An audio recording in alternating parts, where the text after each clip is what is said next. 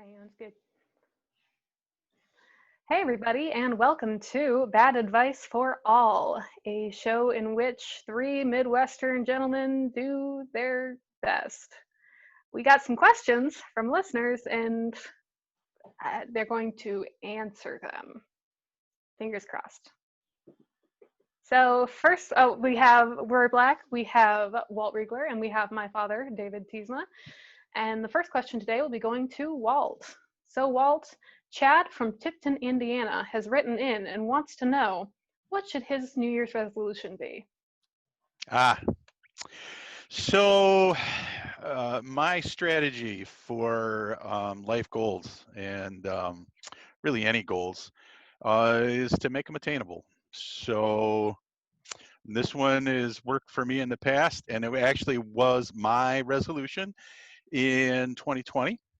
And you will be happy to know that I kept this resolution and I did not kill anybody in 2020.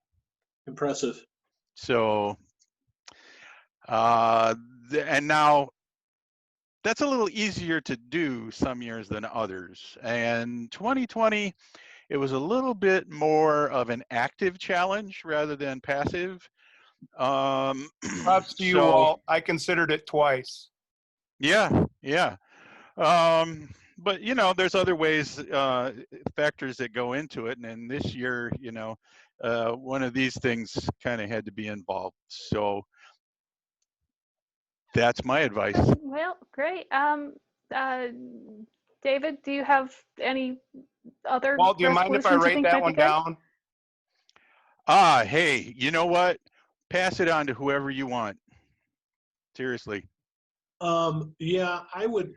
I don't know. I think it's a great goal, but I think sometimes I like to go a little bit of a different direction to make it. I don't know if I could attain that, Walt. It just seems a little unrealistic for some of us. I was thinking maybe start a bad habit. What's that, Walt? You do you. Yeah, exactly. Yeah. It's good. I like it, but for me, I like to think about starting. I want to really make sure I nail it. So I think this year I might start smoking because I think I can do that. I think that's something maybe start. I've heard that's very easy to get into. Are you sure? Because I tried it, and quite frankly, I don't understand how people get hooked.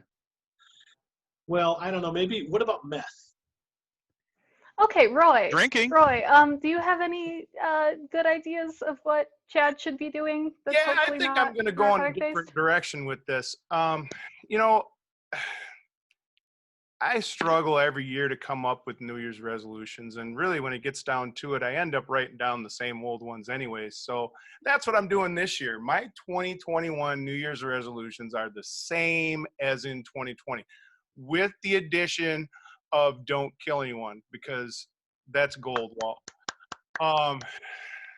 That might be the hardest one, to be honest. I skip a couple meals, I lose weight, working out's kind of fun, but so yeah, I'm going with the same ones this year. And probably next year too. Okay, well, have fun doing the same things. It sounds like you're getting good at them. So hopefully that was helpful, Chad. I can't imagine how it was. So Dave, yes. We have a question written in from Hank. He's in Seattle, and he wants to know. So he's taking a girl on a first date, and he's nervous. What should he do? Well, I think it's important because you got to remember when you're going on a date, you are really setting a precedence with that first date. So the things I think you need to do is two things to keep in mind. You want to overshare and you want to underwhelm. So any really personal, excruciating details that you normally wouldn't share with a person, you want to let them know that probably in the first 5-6 minutes, right? And then if you underwhelm, you take them to McDonald's, even better, a convenience store, and tell her she can get anything off the roller grill she wants. And then you have any beverage there, a snack, and then you can eat it in the car. Reverse psychology. Exactly. Maybe bring a little table and set up in the bathroom in the gas station and consume your food there. And then that way. How am I alive? I don't know, but I'm not saying I did this. I didn't try this, but I think it makes This is sense new for someone wisdom. on a first date. Yeah, I that's have right. to tell you, that's Dave. Okay. That's great advice. I mean, you know, folks, you're getting relationship advice from one of the experts. I mean, you know, Well, there's two experts on dating advice, and it's that guy on the TV, and then there's Dave Tiesma. I mean, nice job, Dave. Well, Well, what about you, Roy? Do you have advice? well, I kind of want to go with the convenience store motif. I was thinking more like Lady and the Tramp kind of thing, where they're eating spaghetti in the alley. But what are convenience stores known for but alleys?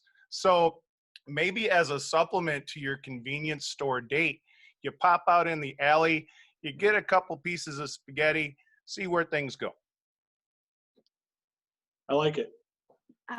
Walt, anything to add to that? Yeah, yeah. And here's something that hasn't been brought up yet. So you say you're nervous. It sounds like you really could use someone in your corner.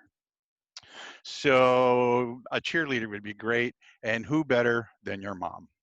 Oh, Bring your mom along on the date. I thought you were going to say an Because actual cheerleader, Walt. no, you were, well, um, this is speaking. I'm full of metaphors. That's what I do. What if your mom was dressed as a cheerleader? Even better. I feel like we should move in a new direction before this becomes the worst dating show of all time. But hey, maybe that's your next project. Yeah, I like it. Hey, Whoa, So, we that's a got great advice. idea. oh no, I've created a We were monster. thinking about a spinoff to this show, so we'll put it on the Yes.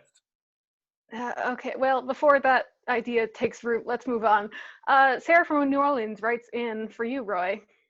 She says, I got a couple of gifts I don't want. How do I handle this? Oh, common problem, right?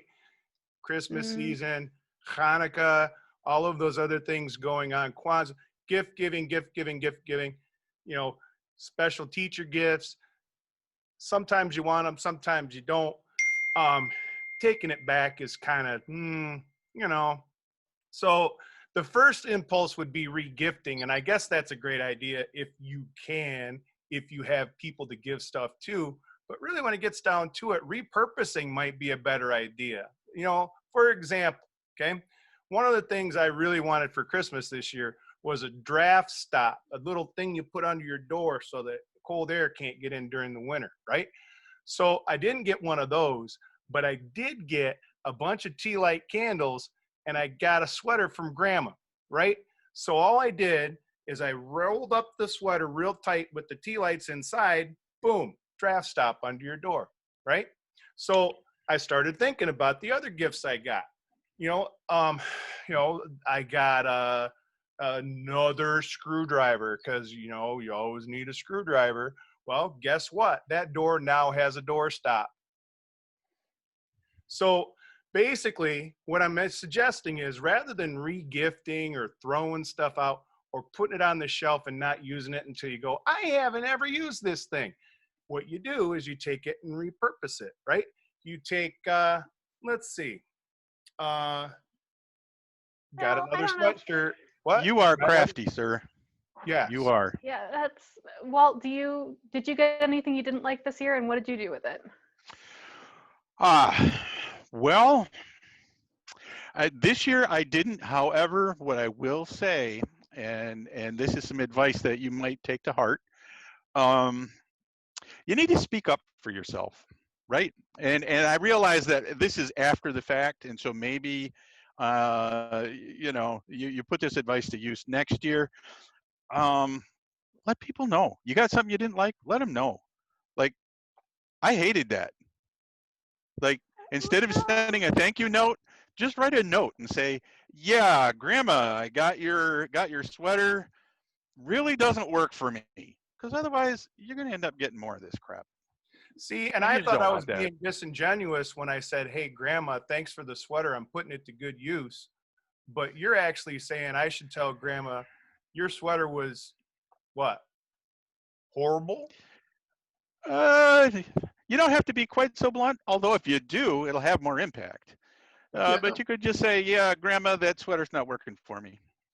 We took it down to the home. Not really something I would ever wear. Right? Yeah, Purpose. right. Set again, going back to Dave's point on the last one, where you set the bar. Mm. And I want to follow up a little bit on that, if I may, gentlemen. Walt, I'm 100% in the same direction as you, but if I might suggest a small tweak to that, this is something I've tried and it's gone Yeah, I'm well. all ears. Do you know the movie Say Anything with John Cusack, where the big romantic scene, he has the radio over his head? Yeah, that one. This is what I'm thinking is yeah, exactly. Very good, Roy. It's a good look for you. So mind class. I can see that. It's very well. Anyway, so you take the gift that you don't like, you go to the person's house the next day, you ring the doorbell, and they come out and their gift is on fire. Or you spray lighter fluid on it and you light it on fire, or you show yourself running over it with a car. Again, it's conveying the message, your gift sucked and I don't want it or like it. It's important to communicate. But the weird thing is since I've been doing this, I don't get as many gifts or have as many friends. But I think it's a small price to pay, for being honest. You probably have solves several the more problem. arrests too, which we should probably talk about later. No, more restraining orders than flat out arrests. That tracks, and that actually explains a lot about my childhood. But then Thanks. again, if they don't give you a gift, you got no reason to do it again. Exactly. They learned, didn't they? And that's what this show's all about, is education. Yep. Certainly educational things were said. We like to share for the free. wealth of information. Yeah, for free. This wealth of information That's right. from these three guys, unparalleled. Normally, that is you the have most to sit generous gift through of a all. 3-hour-long dinner to get this kind of advice For free. for free. Well, they certainly got their money's worth. I will say that. Yeah. 100%. Okay. Well, thanks for tuning in, everybody. I hope that you've found something you can use. Hey, you want advice? We're full of it. You're full of something, all right. Happy Good job, New Year. everybody. Thank Happy you. New Year.